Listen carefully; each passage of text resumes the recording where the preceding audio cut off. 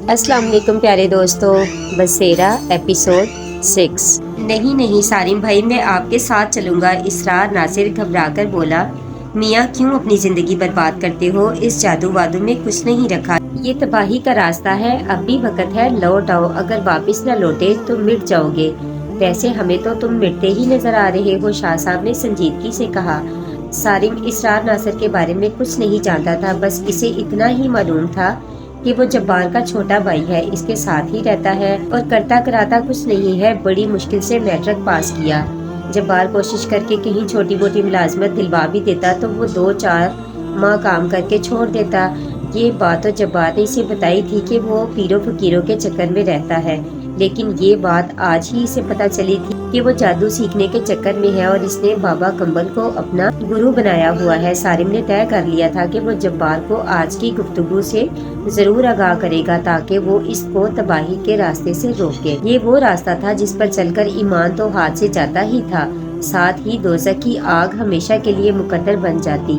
سارم نہیں چاہتا تھا کہ اس کے دوست کا بھائی کفر کی حالت میں مرے اور ہمیشہ آگ میں جلتا رہے۔ اتنے میں سارم کا گھر آ گیا۔ سارم نے دروازے کی طرف بڑھتے ہوئے کہا، شاہ صاحب باہر آئے تو سارا سامنے ہی کھڑی تھی۔ سارم نے سارا کی طرف اشارہ کرتے ہوئے کہا، شاہ صاحب یہ ہے سارا، میری بیگم۔ شاہ صاحب نے سارا کو دیکھتے ہی کہا، ماشاءاللہ۔ پھر انہوں نے اپنی آنکھیں بند کر لیں، چند لمحے آنکھیں بند کر کے کھڑے رہے، اس کے بعد اچانک آنکھیں کھول کر سارا کو دوبارہ دیکھا اور عجیب سے لہجے میں کہا، بیٹا آپ کو صبر کرنا ہوگا۔ بولا، شاہ صاحب یہ بڑی صابر خاتون ہے۔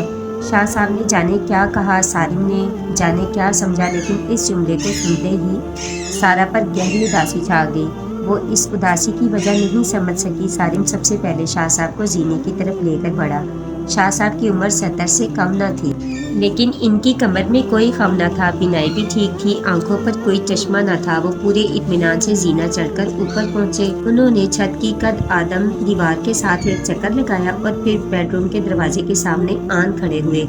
سارم نے آگے بڑھ کر دروازہ کھولا، وہ اندر داخل ہوئے، ان کے ہونٹ ہل رہے تھے، غالباً وہ کچھ پڑھ رہے تھے۔ سارم اور اسرار ناصر ان کے پیچھے داخل ہوئے۔ کمرے کے بیچ میں کھڑے ہو کر انہوں نے شہادت کی انگلی بلند کی اور انگلی کے پور پر پھونک ماری اور بہت تیزی سے باہر نکل آئے۔ دروازہ بند کر دے، تالا لگا دے، 3 دن تک اس کمرے میں کوئی داخل نہ ہو، شاہ صاحب نے حکم دیا۔ جی بہتر۔ سارم نے دروازہ بند کر کے لاک کر دیا۔ نیچے چلے، انہوں نے کہا، اور پھر سب سے پہلے خود سیڑھیاں اتر کر نیچے پہنچے۔ اس کے بعد انہوں نے پورا گھر دیکھا، گھر کا ہر کمرہ، ہر کونا چھان مارا۔ گھر سے باہر نکل گئے، باہر کا ایک پورا چکر لگایا اور پھر اندر آ گئے۔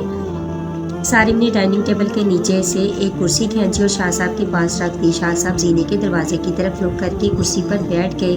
انہوں نے زینے کے دروازے پر نظریں جمالی جو کھلا ہوا تھا۔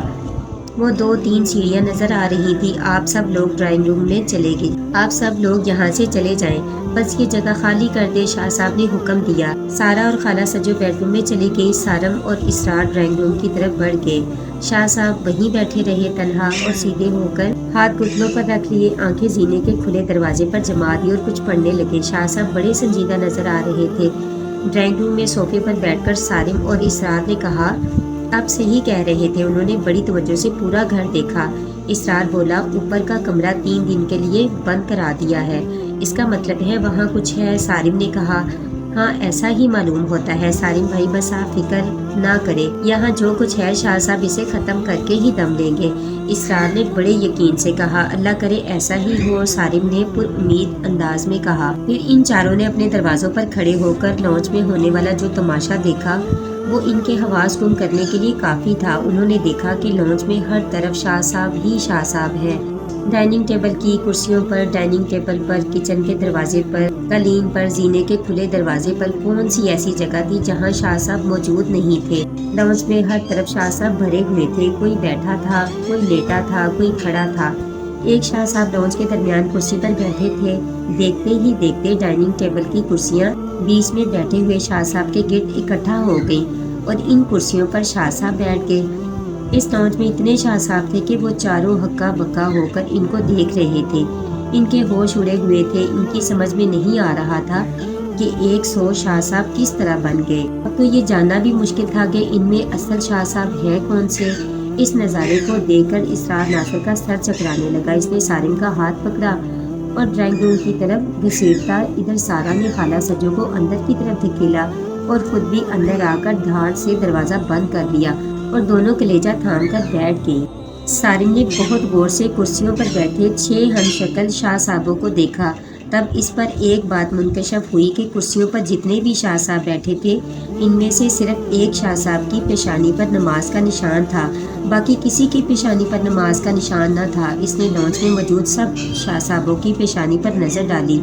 سارم کے دل میں ایک خوشی کی لہر دوڑ گئی کہ اس نے اصل شاہ صاحب کو پہچان لیا تھا۔ اب مسئلہ یہ تھا کہ ان ہم شکل شاہ صاحبوں سے انہیں کس طرح نجات دلائی جائے۔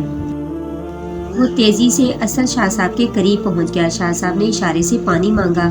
سارم فوراً فریج کی طرف بڑھا۔ اس نے یہ دیکھ لیا تھا کہ وہ جس راستے سے گزر کر شاہ صاحب تک پہنچا ہے وہ ابھی تک بالکل صاف ہے۔ اس کا مطلب تھا کہ وہ جہاں سے گزرے گا راستہ صاف ہوتا جائے گا۔ اس لیے وہ بے دھڑک فریج کی طرف بڑھا۔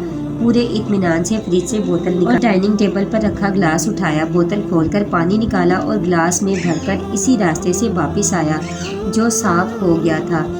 پانی اس نے شاہ صاحب کو دیا۔ گلاس پکڑ کر شاہ صاحب نے پانی پر پھونک ماری اور گلاس سارم کو واپس دیتے ہوئے بولے، اسے زینے کی 3 سیڑھیوں پر ڈال دو۔ سارم گلاس لے کر زینے کے دروازے کی طرف بڑھا۔ اس کے بڑھتے ہی زینے کا راستہ صاف ہوتا گیا۔ اس نے پورے اطمینان سے زینے کی پہلی، دوسری اور تیسری سیڑھی پر پانی ڈال دیا اور واپس پلٹا۔ دروازہ بند کر دو، شاہ صاحب نے اسے واپس آتے دیکھ کر کہا۔ سارم نے حکم سنتے ہی دروازہ بند کر دیا۔ دروازہ کیا بند ہوا، گویا گھر میں ایک بھونچال سا آ گیا۔ گدھوں کی چیخوں اور پروں کی تیز پھڑپھڑاہٹ سنائی دینے لگی۔ سارم بھاگ کر شاہ صاحب کے پاس آ گیا اور ان کے برابر والی کرسی پر بیٹھ گیا۔ ایسا محسوس ہو رہا تھا جیسے لانچ میں بے شمار گدھ اڑ رہے ہوں، دکھائی نہیں دے رہے تھے، البتہ یہ ضرور ہو رہا تھا کہ پروں کی پھڑپھڑاہٹ کے درمیان نقلی شاہ صاحب ہوا میں تحلیل ہوتے جا رہے تھے۔ کچھ ہی دیر میں میدان صاف ہو گیا، شاہ صاحب رہے نہ پھڑپھڑاہٹ کی آواز۔ سارم جلدی سے بھاگ کر بیڈ روم کے دروازے پر پہنچا اور دروازہ اندر سے بند تھا۔ سارم نے دروازے پر دستک دے کر آواز لگائی، سارا دروازہ کھولو۔ آواز کے ساتھ دروازہ کھل گیا۔ سارا نے دروازہ کھولا تھا، اس کے چہرے پر ہوائیاں اڑی ہوئی تھی۔ غالباً اس نے گدھوں کی چیخوں اور پروں کی پھڑپھڑاہٹ سنی ہوگی۔ سارا تم ٹھیک ہو؟ سارم نے پوچھا۔ ہاں ہم دونوں ٹھیک ہیں، سارا نے سارم کی طرف پرتشویش انداز میں دیکھتے ہوئے پوچھا۔ باہر کیا ہنگامہ تھا؟ ابھی بتاؤں گا، فی الحال تم اندر بیٹھو اور دروازہ بند کر لو، سارم نے کہا۔ سارا نے فوراً پیچھے پلٹ کر دروازہ بند کر لیا۔ سارم واپس پلٹ کر شاہ صاحب کی طرف آیا۔ وہ تیزی سے آنکھیں بند کر کے کچھ پڑھ رہے تھے۔ اس نے لانچ میں چاروں طرف دیکھا، لانچ میں اب کچھ نہ تھا۔ سارم نے شاہ صاحب کو پڑھتے دیکھ کر مداخلت کرنا مناسب نہ سمجھا۔ وہ واپس ڈرائنگ روم کی طرف بڑھتا ہوا اسرار ناصر کا حال پوچھنے چلا گیا۔ ڈرائنگ روم کا دروازہ بند تھا، شاید اسرار نے اس کے نکلتے ہی دروازہ بند کر لیا تھا۔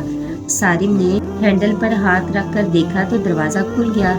وہ ڈرائنگ روم میں داخل ہوا تو اس نے دیکھا کہ اسرار ناصر صوفے پر لمبا لیٹا ہے اور لمبی لمبی سانسیں لے رہا ہے۔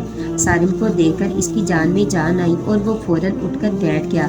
سارم نے کچھ کہے بغیر اس کا ہاتھ پکڑا اور ڈرائنگ روم سے باہر لے گیا۔ شاہ صاحب ابھی پڑھنے میں مصروف تھے۔ سارم نے ان کے ارد گرد بڑی کرسیاں ڈائننگ ٹیبل کے ساتھ لگا دی اور وہ دونوں آمنے سامنے بیٹھ گئے۔ اب ان کی طرف شاہ صاحب کی پیٹھ تھی، لیکن شاہ صاحب کو یہ اندازہ تھا کہ سارم اور اسرار ان کی پشت پر موجود ہیں۔ شاہ صاحب زینے کے دروازے کی طرف رخ کیے بیٹھے تھے، لیکن کچھ دیر بعد انہوں نے پیچھے مڑ کر دیکھے بغیر ایک انگلی ہلا کر اپنے قریب آنے کا اشارہ کیا۔ سارم فوراً اٹھ کر ان کے سامنے آ گیا۔ جی شاہ صاحب دروازہ کھولو، انہوں نے زینے کے دروازے کی طرف اشارہ کر کے کہا۔ سارم نے تیزی سے آگے بڑھ کر دروازہ کھول دیا۔ سیڑھیوں پر نظر پڑتے ہی وہ سہم کر پیچھے ہٹا۔ تینوں سیڑھیوں پر جہاں اس نے پانی ڈالا تھا، پانی کی جگہ خون پڑا ہوا تھا۔ سارم نے شاہ صاحب کی طرف رخ موڑ کر کہا، شاہ صاحب سیڑھیوں پر خون ہے، دروازہ بند کر دوں؟ شاہ صاحب نے فوراً حکم دیا۔ دروازہ بند کر دیا اور ان کی طرف دیکھا اور دیکھ کر کہا کہ اب پریشان ہونے کی کوئی ضرورت نہیں، بس میرے کہنے پر اس دروازے کو 3 دن تک مت کھولنا۔ لہٰذا سارم اور سارا نے ایسا ہی کیا اور وہ گدھ وہاں سے ہمیشہ کے لیے چلے گئے اور سارا اور سارم ہنسی خوشی رہنے لگے۔